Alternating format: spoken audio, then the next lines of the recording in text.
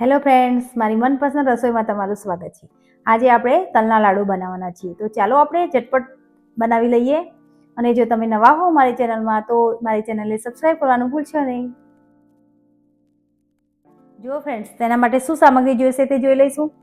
મેં 400 ગ્રામ જેટલા તલ લીધા છે અને 50 ગ્રામ જેટલું ઘી લીધું છે અને 300 ગ્રામ જેટલો મેં ગોળ લીધો છે। તો આપણે પહેલાં ગેસ ચાલુ કરી દીધો છે અને કઢાઈ લઈ લીધી છે। તો એમાં આપણે તલ સરસ રીતે આપણે શેકી લઈશું।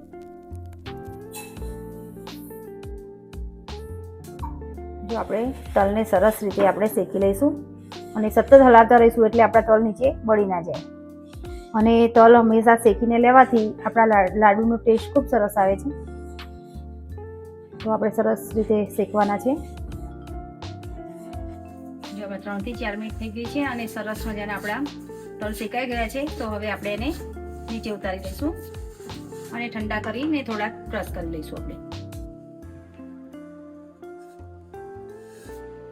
જો આપણે તલ ઠંડા થઈ ગયા છે એમાંથી એક વાટકી જેટલા આપણે તલ કાઢી લઈશું અને આ બીજા તલ છે એ આપણે પલ્સ મોડ ઉપર રાખી અને આપણે એને વાટી લઈશું।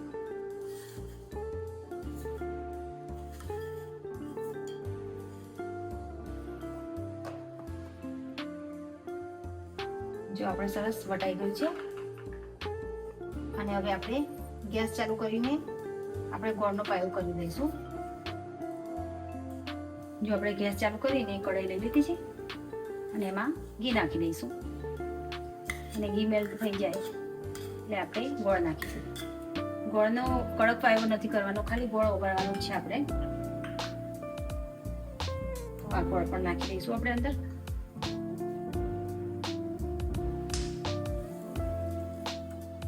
તમારે ગળી જોઈએ એ પ્રમાણે ગોળ લેવાનો।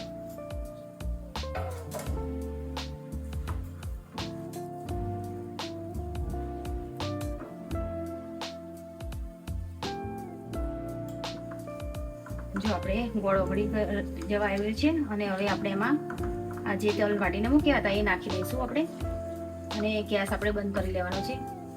અને જો આપણે પાયો થોડો વધારે થવા દઈશું તો આપણા લાડુ કડક થઈ જશે।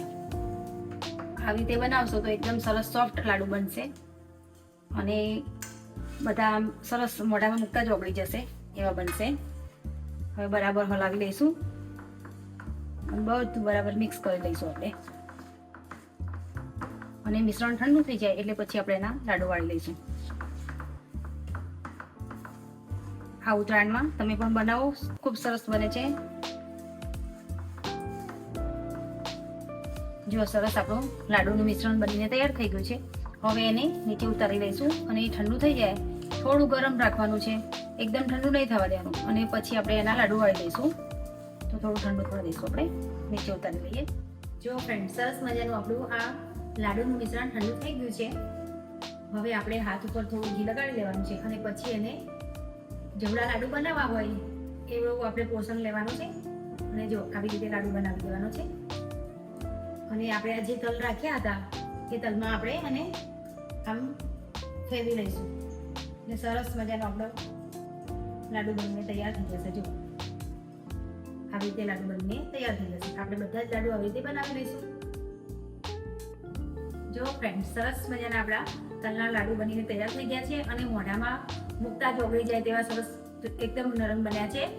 અને તમે પણ આ ઉત્તરાયણમાં બનાવો અને મારી રેસીપી કેવી બની છે તે મને કોમેન્ટમાં જણાવો અને મારી ચેનલને લાઈક, શેર અને સબસ્ક્રાઇબ કરવાનું ભૂલશો નહીં।